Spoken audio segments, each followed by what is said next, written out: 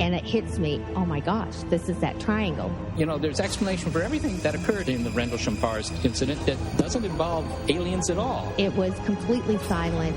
It comes right over our heads.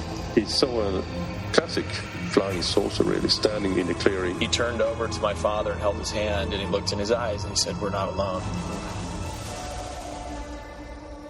Hello, and welcome to the show we call Podcast UFO. I'm Martin Willis, your host, and we're coming at you live like every Wednesday at 9 p.m. Eastern Standard Time on the Dark Matter Radio Network. And if you're listening live, you can jump right over to the chat room at podcastufo.com. Well, I plan on being, once again, at the New England UFO Conference. Last year, it was a blast, and it is being held in Leominster, Massachusetts. It's on the night of October 17th, which is a Friday, and Saturday the 18th. And I will post a link to it on our website. In the show notes, Stanton Friedman will be there, Kathy Martin, Peter Robbins, Mark D'Antonio, the Enos, and many more. Should be a lot of fun. And remember, I'm actually going to be upstairs in a room with the Enos. We're going to be sharing that, but I'll be out on the floor a lot, and I'll wear a UFO hat. So if you see a guy, I should be the only one there with UFO hat. If you see a guy with a UFO hat, say hi to me, please. I'd appreciate it.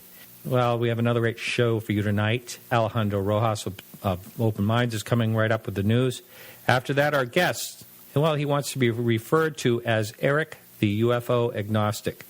I heard Eric on another show a while back, and he's really looked into the UFO topic. He has a lot of really good points, and I assure you he will be a fascinating guest later on. So we're ready for the news. How are you, Alejandro? Hello, I'm doing great. How are you? Excellent, excellent. So what do we have going on this week for news? Ooh, there's a lot going on. So I guess I'll start with the most exciting news going on right now. And that is some UFO sightings in Colorado and Utah, mostly in Colorado. At least that's where the most exciting stuff is going on, I think. But this is pretty cool. So the other day, 9 News, the NBC affiliate, posted a story and some pictures of a UFO that one of their reporters saw. Multiple people had seen it. The police were called. The police said they saw it as well. And so what's really cool about this is that the reporter, Matt Renault, is like standing by what he saw. He said, so far I've heard nothing that can really explain what I saw. He said he saw some shiny white dots that were in the sky. He watched them. They didn't move. And he kind of puts it, we watched them for 5 minutes or 6 and 10, 15. And then finally, they kind of flashed and then moved off very quickly above the mountains. So he's like, I don't know what would do this. This is really strange. This is really something extraordinary. So they talked to the police. The police said, we saw them too. This is some wild stuff. And then they also called NORAD. NORAD said that we haven't registered any anomalies, but we are investigating. So, and the story concluded that the sheriffs were investigating also. So really cool. However, another story came out from the local paper, from the Summit. I think it's a Summit County paper, the county that Breckenridge is in. And they said that police said they aren't investigating. They also called NORAD, who said they aren't investigating. They both just said, the police said we saw it, but, what are we supposed to do? And NORAD kind of was similar. They didn't register anything. So that's probably closer to the truth. Well, and what are they supposed to do? They saw it or, so it's hard to say. This is what's frustrating, though, and I ran into this in the very first UFO case that I ever investigated.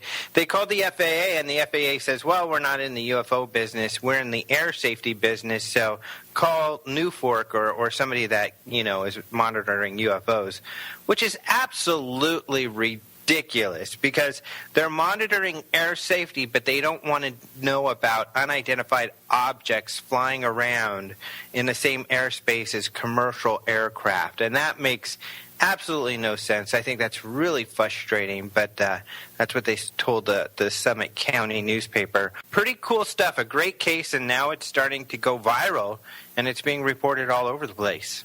Now, this there's no chance that when you say it moved off on a high rate of speed, too high rate of speed to be a drone of any kind? Because I know the drones can, they can hover in one area.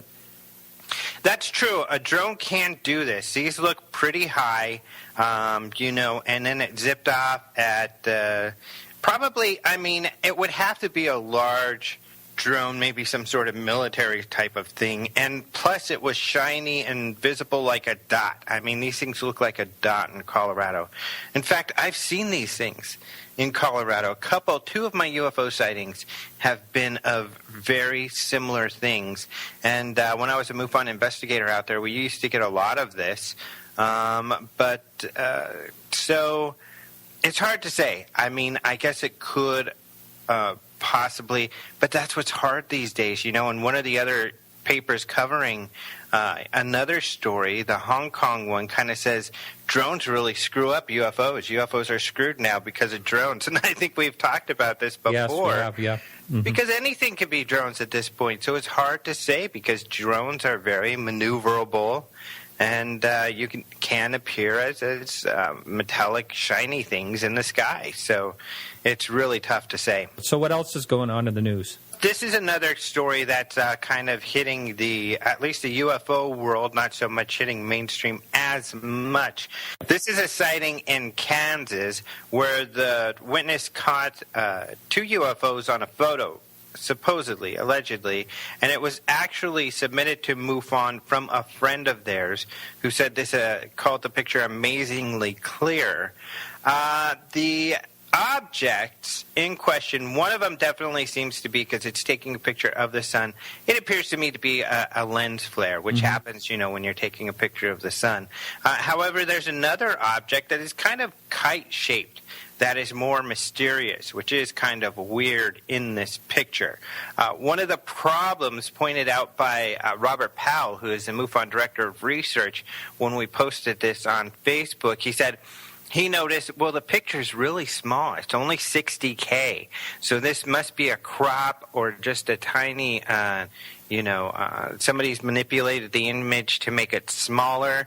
So it's a little bit suspicious in that the picture has been manipulated, but it's certainly not the original. And he notes that, we'll really need to take a look at the original to make anything out. But it's kind of making its rounds out there, and it's been one of the more popular stories this week as well. Yeah, right. I think I saw that picture. It looks like almost like a triangle.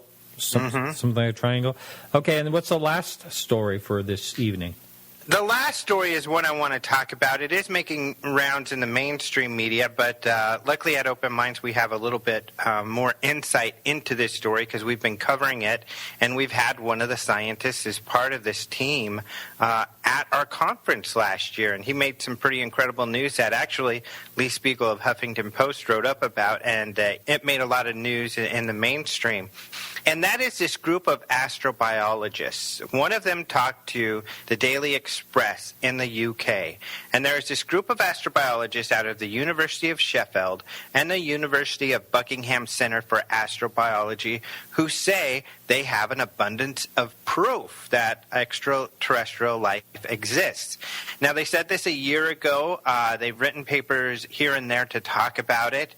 We had Richard Hoover, who worked with NASA for 46 years, and he also started the Center for Astrobiology at Marshall Space Center for NASA. So, and he says, the same thing. Essentially, what they were talking about are meteorites that look like they have microorganisms in them. And they are convinced that these are microorganisms. Even the meteorite from Mars, that made a lot of news when Bill Clinton came out and said we found ET life. And now skeptics have said, well, maybe not so much. About a year ago, they had made these claims because what they did was send some balloons up into the stratosphere during the Perseids meteor shower. And these balloons had devices on them that opened up once they got to the stratosphere, exposed these slides to the atmosphere, then closed up, and these things were sealed so it would come back and see what was in the stratosphere. At the time, they said they found objects which they believed were microorganisms. They argued there's no way they could have got up there, and commonly believed that nothing can get up into the stratosphere from the Earth, not even microbes. So that was their argument. However, in this recent interview with another one of the scientists with the Daily Express, he talks about how now they even have more evidence from the data they collected there. They have something called a dragon particle, which is a biological entity, they say, some sort of microorganism that is not here on Earth. The other arguments they make is that when they exposed those slides, they didn't get dust or anything else but these microorganisms. So in other words, if there is something, some way, volcanoes or wind that took all of this stuff into the stratosphere, why did it only take these microorganisms? Why aren't they seeing other things? How did they get filtered out?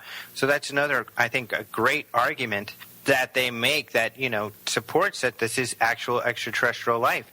One of these guys is the guy who came up with the idea or helped come up with the idea of panspermia, and which they believe. And they're essentially saying this is more evidence that, you know, life is abundant out there and it's traveling from planet to planet via meteorites and asteroids. And this demonstrates that it's literally raining down on us. And another reason that this story is timely, of course, is because Russian scientists recently said they found plankton on the ISS. That's right. And he's arguing, hey, that thing's 200 miles away. There's no way something from Earth blew up there onto it. Just like our findings in the stratosphere, it's very possible these are space-borne, you know, microorganisms that had attached themselves to the ISS. So really, really interesting stuff, and their evidence is just building and building and building. And I think it's really exciting because you know, it's kind of like for a while now, I don't know how you feel, we've been on the cusp of an official announcement of the discovery of extraterrestrial life. That's right. And you have these astrobiologists, including Hoover, who, you know, Lee Spiegel did a video interview for us that we've posted in the story where he talks about this is real. It's been real for a long time. It's just taking the scientific community a while to accept it.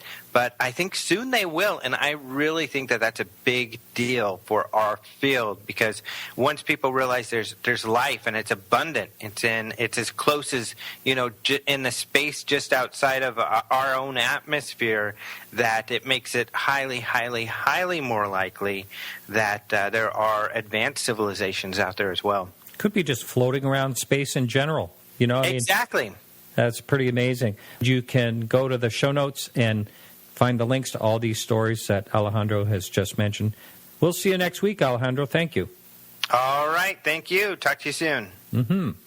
So hang in there. We'll be right back after this short music break with Eric, the UFO Agnostic.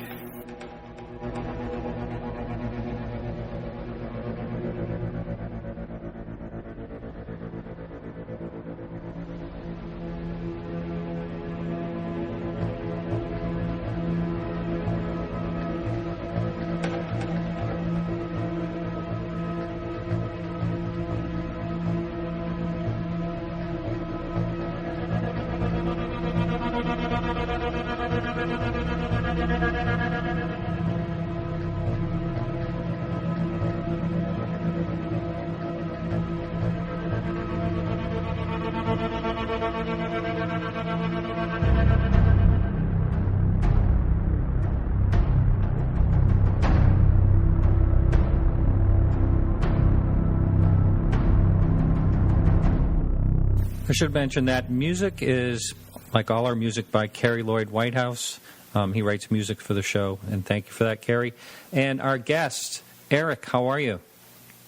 I'm good, thank you. Thanks for joining us. And I mentioned earlier that I heard you on another show and really enjoyed listening to you. A lot of valid points. And I know you want to remain anonymous, but is there any part of your background that you can sort of throw out there? Sure. I have a background in organized skepticism in terms of being one of the co-founders of a skeptic organization back in 2000, which was at the time designed to be a national, an organization of national scope, whose purpose was to launch as many skeptic groups on college campuses as possible. And so at the time, there were a few dozen groups like that around the U.S. And last count, I think it's between 350 and 400 groups like that. So I've had an interest, I guess, from the skeptic side in a lot of paranormal things for quite some time, because I find the question about the border between science and, I guess you could say, anti-science, maybe, if that doesn't sort of prejudice the debate in the assumption, to be a very interesting kind of discussion. So I guess that's part of my background that's relevant to this. And, I don't mind a skeptic. It's when someone is a skeptic just by proclamation only, and there's more or less, just debunking and debunking without even looking into it. And after I listened to your show, you could tell you really looked into the subject, and the people will, I'm sure, feel that way as we talk later more about this. So what is your you more or less think it's possible, right, that we could be being visited? I mean, you're not ruling it out.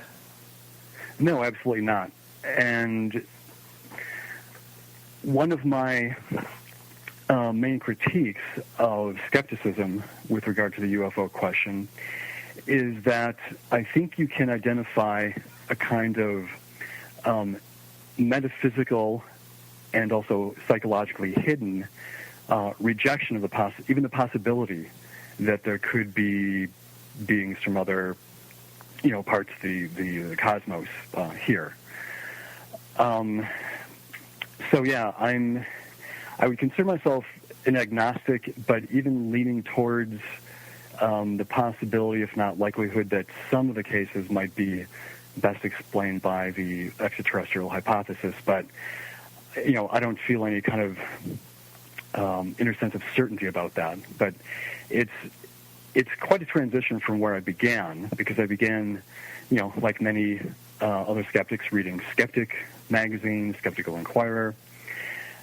And as long as you don't step off that plantation and do a bunch of other reading and talking to people, you're very much apt to get the impression that the whole field of ufology is of the same credulous, uncritical fabric as are a lot of other questionable beliefs.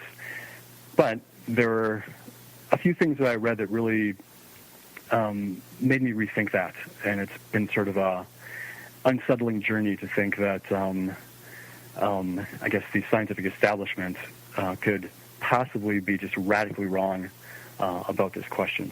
Mm-hmm. The topic's come up many times. Why doesn't science, take this seriously? And a lot of it's very fleeting evidence for the most part. There's no money, and the best explanation I heard of why science doesn't get involved was from a previous guest, Jeffrey Bennett, who is an astrophysicist, and he basically said the reason science doesn't get into it is because it's not a quick problem solved. Most people that get involved in science and want to get funding, they want the quick problem solved so they can actually get the funding for it. And so I understand that. But if you, what is your feelings about if there was actually funding for research? Do you think scientists, or at least some of them, would look at the subject a little more seriously? I suspect yes, although I'm just sort of going on general background information about how people in general that I've read about respond to this. And I guess also in particular, I'll add that if I could switch this just for a second to the realm of psychic power, telekinesis, and so forth, I'm still fairly skeptical about that, but I have heard people who've been involved with that they will get contacted by mainstream academics who say, don't tell anyone that I'm contacting you, but I'm actually really interested in this, and I'm not so sure that what you're up to is, completely mistaken. So I suspect that's the same for the UFO question. You'd have to assume that, there would be some percentage of people who would be more than happy to accept a grant to take a look at this. That's my read of it anyway. Mm-hmm, mm-hmm. And what do you say to the skeptical quote that I hear many times is where there's too much distance for any interstellar travel. It would take too long. Are you open-minded in the area of the fact that they may know something about physics that we haven't discovered yet? Yeah, and I think, strictly speaking, you have to be open-minded about that, because if we knew the answer to every scientific question ahead of time, then there would be no point in the scientific process. But there's a great deal that we don't know. You have to assume that, if an intelligent civilization, had managed to get past what might be a, universe-wide threat of nuclear annihilation and resource use overshoot and pollution, etc., if they were to get past those kinds of bottlenecks in their development, and assuming a similar technological trajectory to where we're at, 500 years, which is pretty modest, but what about 100,000, a million, 10 million? It's entirely possible and even likely that their understanding of the cosmos is much further along than ours. So, yeah, it strikes me as a kind of parochialism to think that whatever we know right now pretty much has to be determinative about what people 1,000 years, might know. We've been demoted too many times in our quest to understand ourselves in the universe, and it's entirely possible that will happen again. So I think it's best to keep an open mind about that possibility. Now, a lot of people don't really even think about this unless they have had something happen or it gets put right in front of them. What made you look into this subject? And when I say that, I mean, just say the average person walking the street, very few people even think about extraterrestrial life. Maybe a little more now that it's in the news a lot, with the exploration we're doing. But what made you actually look into this particular topic? Well, like I said before, I've always been interested in the paranormal in general, but specifically with regard to the UFO topic. I think this stood out for me because I didn't have a theoretical, I guess you could say, stopping point. There was no theoretical reason why, other than the great distances involved, that some UFO sightings, couldn't be from someplace other than Earth. And to me, this has always differed from other paranormal type questions, like ghosts, let's say, or Bigfoot, psychic phenomena, etc. With these other areas, there seem to be too many theoretical reasons to think that they probably don't exist. But I retain an open mind about those as well. But with this one, in a way, I'm almost surprised that, sometimes that, a giant mothership hasn't landed on White House lawn. The only real theoretical issue here is, the great distances involved, it seems to me. But there were a couple things that really sort of started turning me in this direction. I think the first thing maybe was there was a book that came out in 1998 called Dancing Naked in the Mind Field by Kerry Mullis.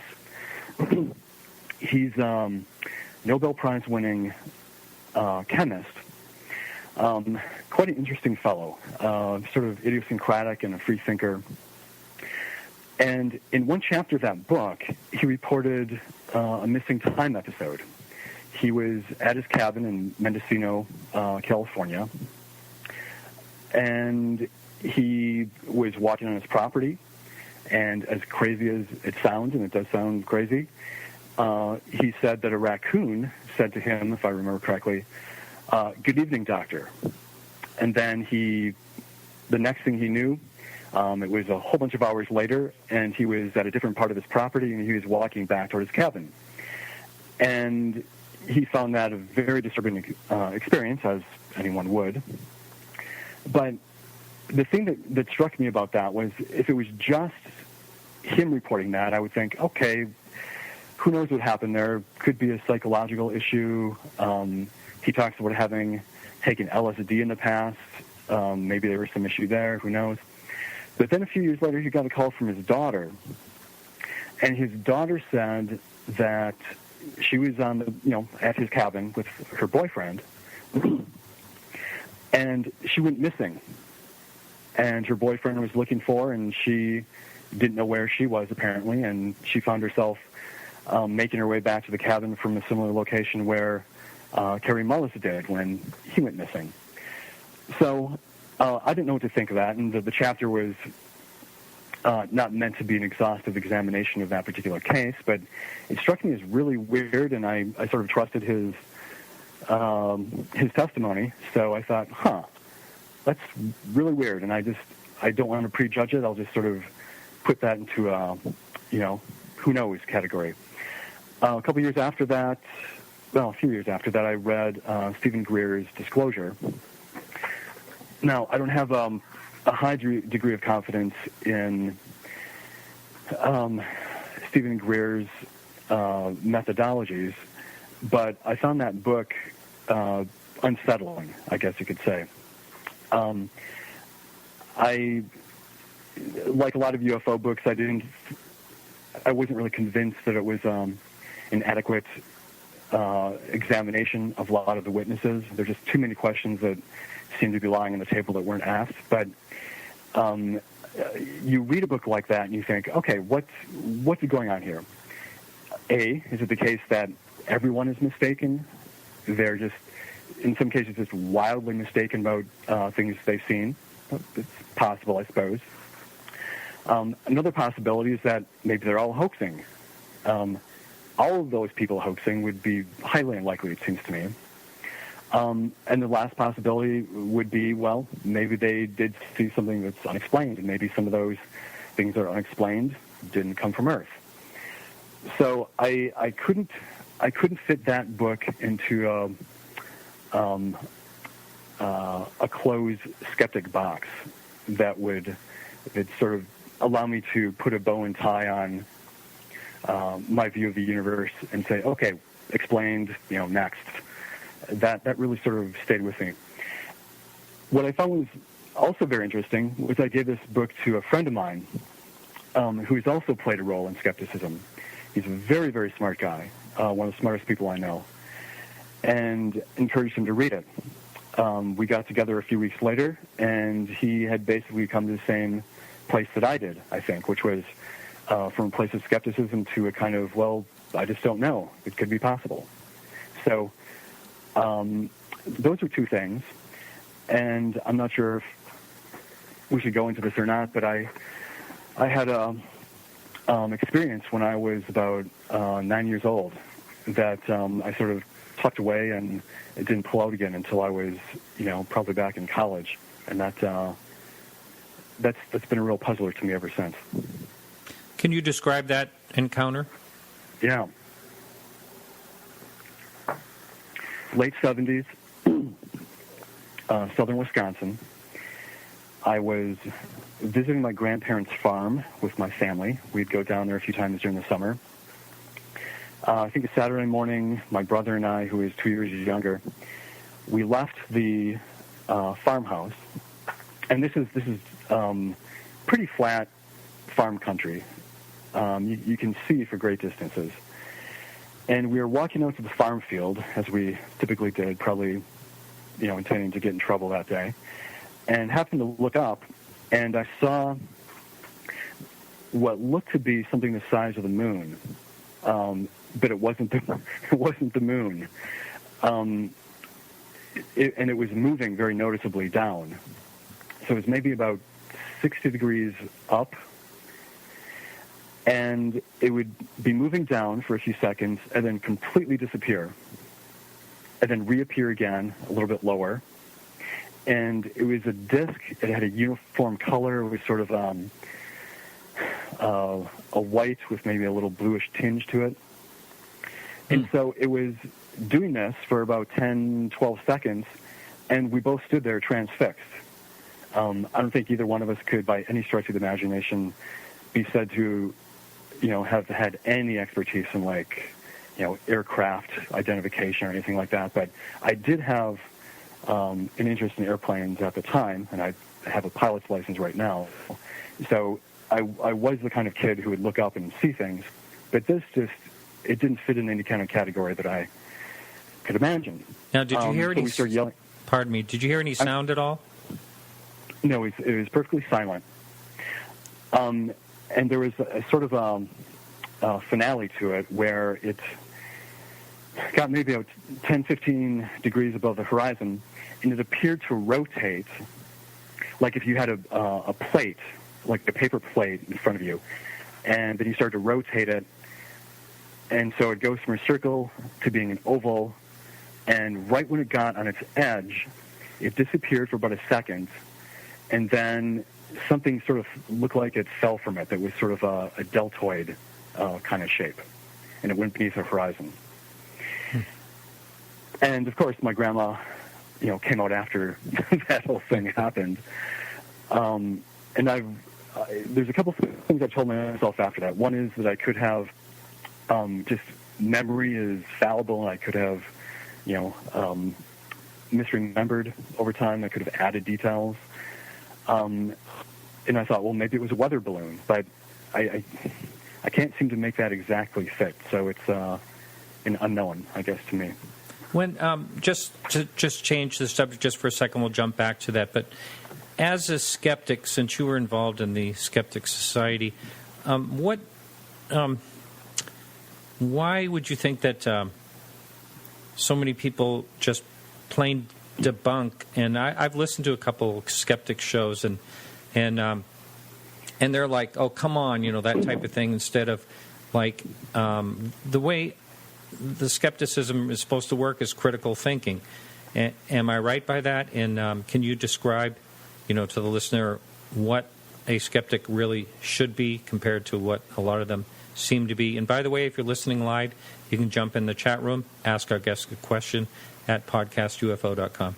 So go ahead, if you would, describe what a true skeptic is supposed to be. Well, I should say that I wouldn't want to paint the entire skeptic movement with the same brush. I think there are plenty of open-minded people in it.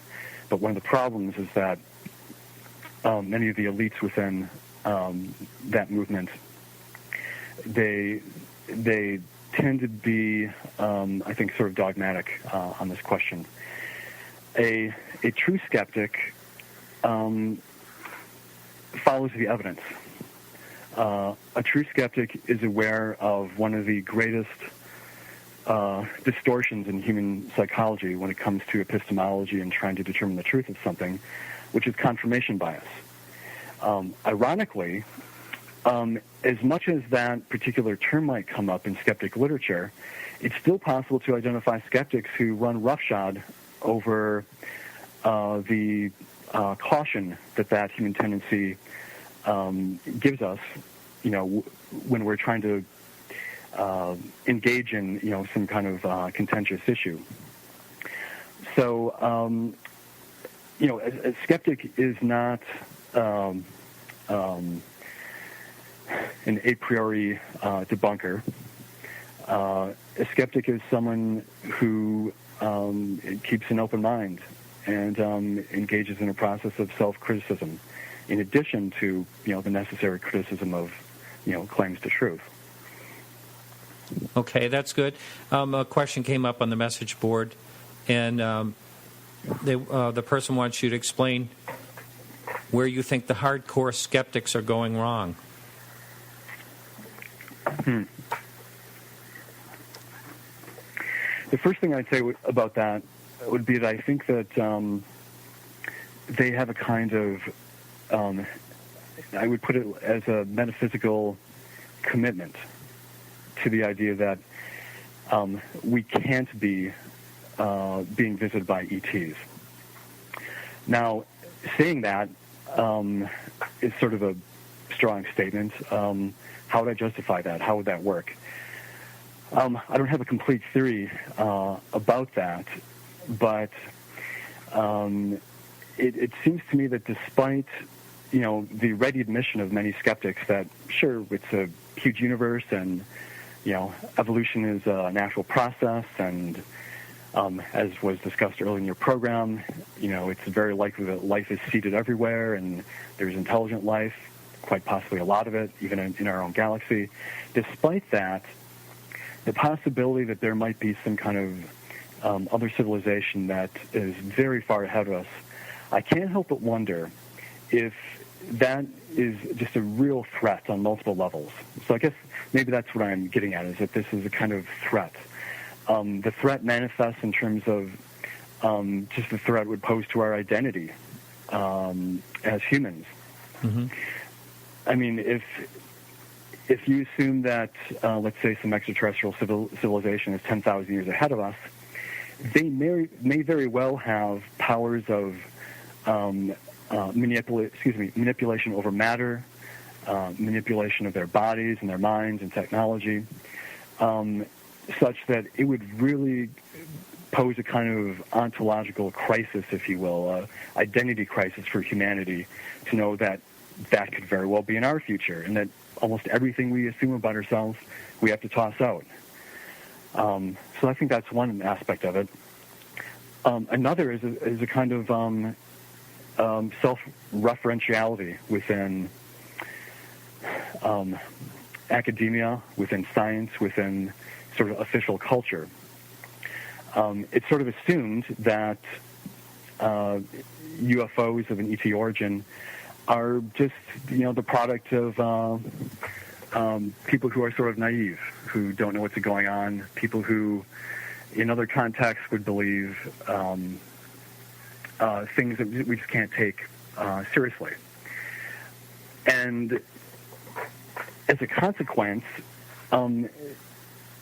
if that's sort of a given truth, then it's not really a matter of evidence so much as it's a kind of psychological block, it seems to me. I mean, one example of this, there was an article in the Daily Mail from a couple of weeks ago, maybe some of you saw that, and it looked like a lenticular cloud. But the people who took the picture of it said, no, that's not the case. It was moving way too fast. And quoted an academic who looked at it and said, well, it can't be from elsewhere because those distances are too great. And once you say that, then that presumably just shuts down the argument. Well, distances are too great, end of discussion. So, yeah, I think that we can't look to evidence for the reason why there's a kind of dogmatism among official intellectual culture. It's really sort of a psychological thing, and I think if you were to sort of comb through enough statements by skeptics, you would see that, and we could have a big discussion about how that manifests. Mm-hmm. Mm-hmm. One of the things you think about the human, we're fallible. We're right. Fallible as far as being witnesses, and it's kind of amazing when I listen to your sighting, because it was actually very similar to mine, which actually changed my life and is the reason this show is going. Right down to the bluish tint, the hue that it had. That's no sound, etc. But as far as witnesses go, and as far as eyewitnesses go, I had a debate with Seth Shostak from SETI a while back, and he said that the human eyewitnesses mean nothing. And what is your stand on witnesses? Well, first I'll say that I'm very appreciative of the research that's been done on problems with human perception, estimation, judgment, memory. These are very real things. They can distort what people see. However, there's a kind of implicit artificial distinction that's made by skeptics, and this is another reason why you might find a lot of dogmatism. And that is, on the one hand, there's testimony of extraordinary UFO claims, and there's the kind of testimony that is part of the rest of life. And the testimony that references UFO claims is given extra and asymmetrical scrutiny, whereas the testimony which pervades the rest of human experience doesn't get quite that attention. Another point about testimony is that science depends on testimony. Every single observation that's made by a scientist doesn't magically extricate itself from the possibility of failure or misperception.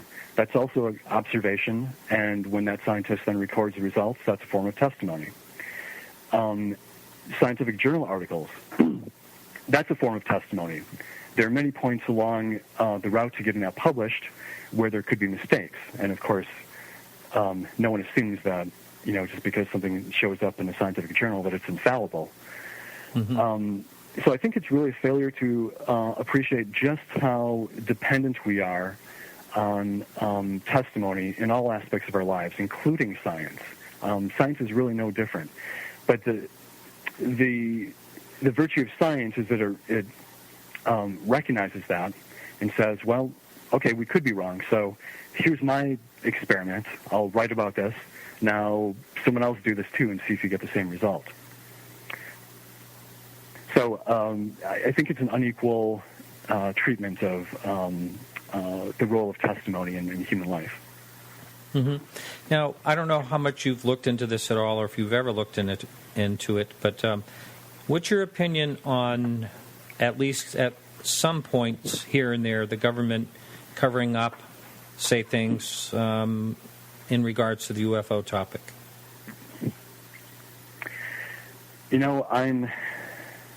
I go back and forth on that one. After having read the first volume of Richard Dolan's two-book series on the national security state and UFOs, you're left with the overwhelming impression that there are people who have to know something. What they know is, of course, the question, and I wouldn't even really dare to speculate on that. But it seems to me that someone somewhere, maybe some people, maybe there's some files, touch on this topic and may have some extra information that we haven't been able to get otherwise. But I wouldn't want to say much more beyond that because I find that whole question sort of impenetrable. And I think a lot of people do who have looked at them. Mm-hmm. We have a message up on the message board, and I'm not sure what you're going to think about it, but is it possible the modern-day skeptical community has its roots in the attempt to cover up the truth about UFOs known by certain people in the government? That's up on the message board.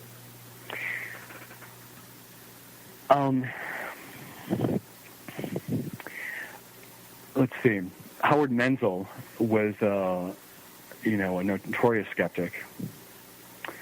Carl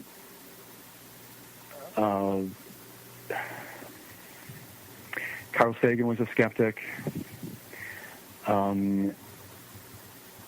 I guess my take on that would be that it's sort of a common saying in the sort of skeptic free thought community that trying to organize skeptics is like trying to organize, cats.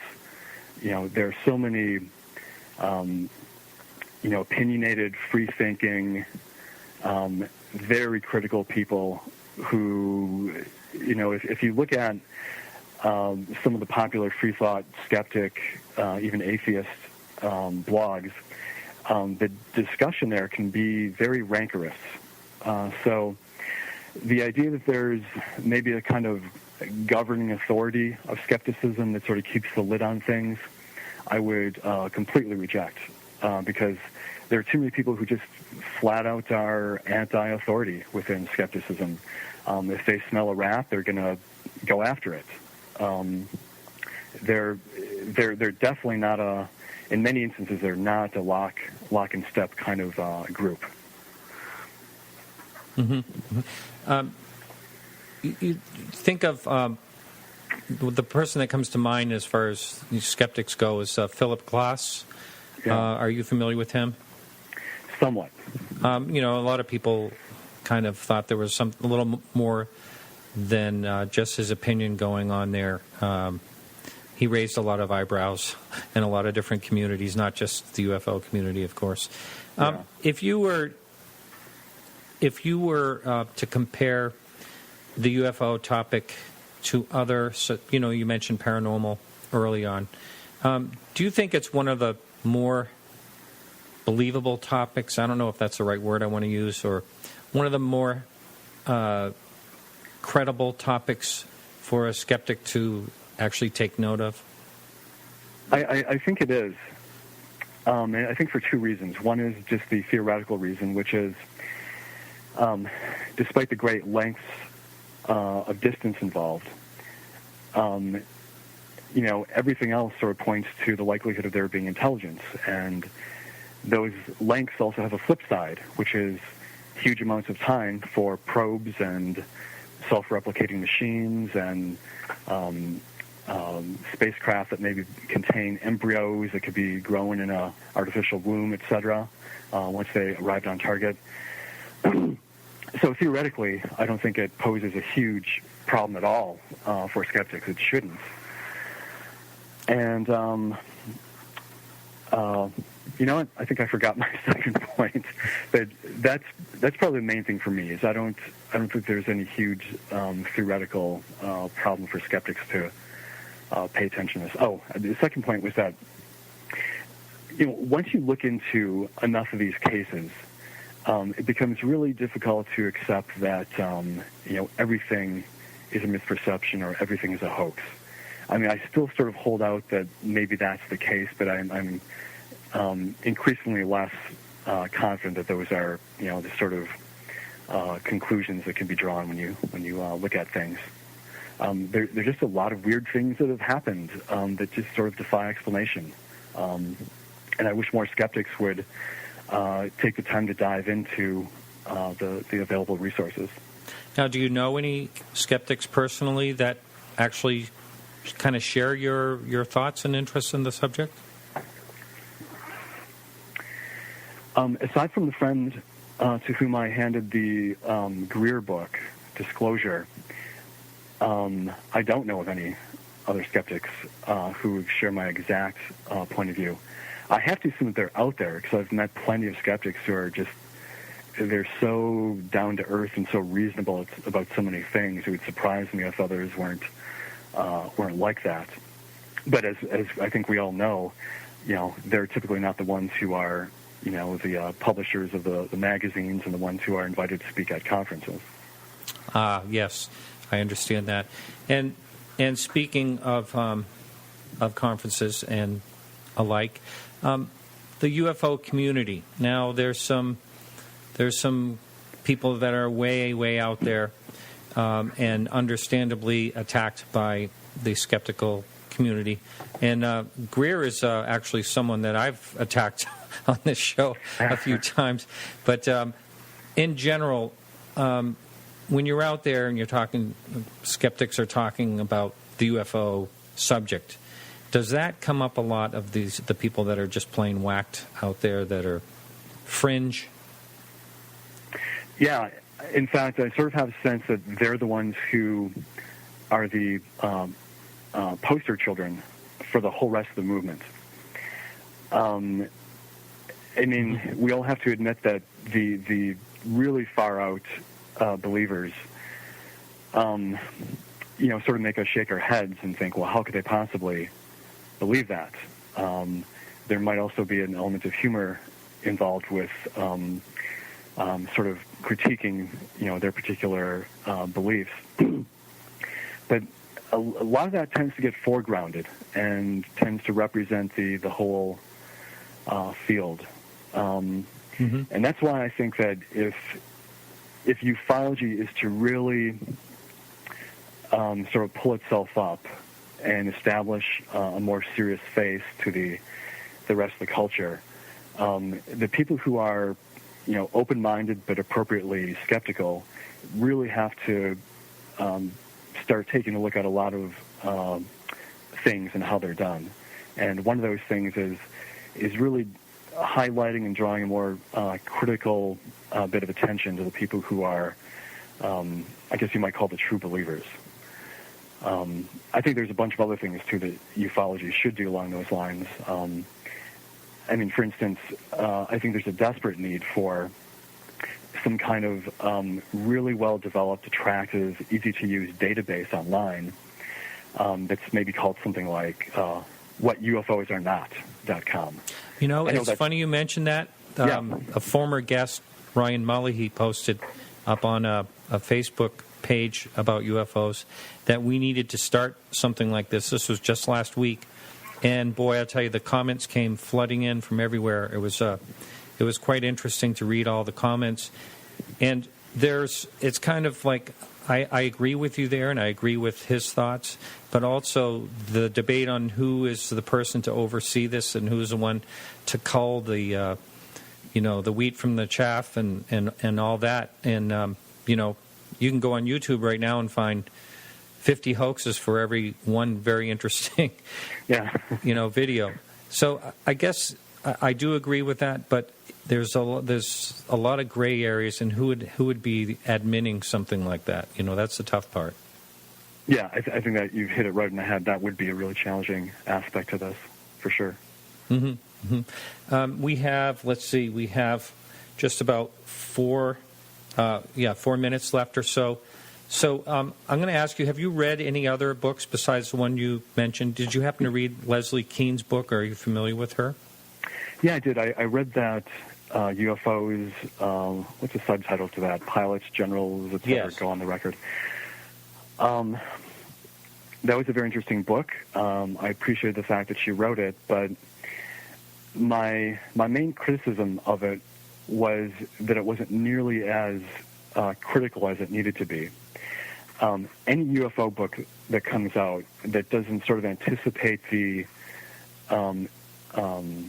analytical demands of a proper investigation is going to be easily setting itself up for being shot down.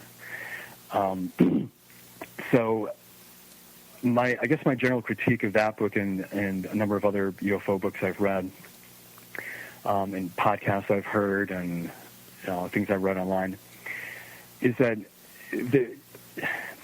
there needs to be a really rigorous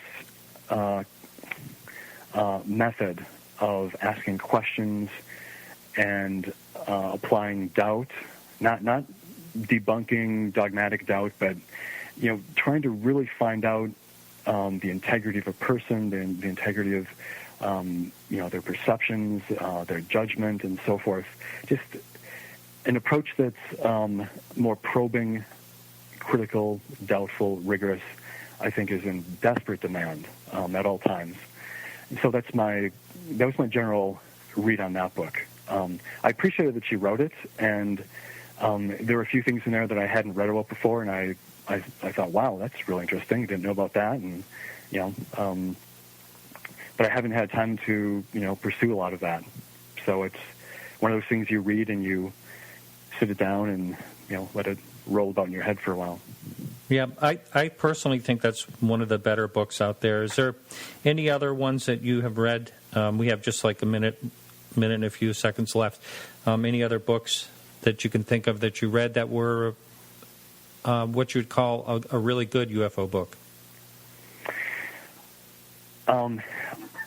I'm scratching my memory to think of the title of it. It was one of Jacques Vallée's books. I was fairly impressed with.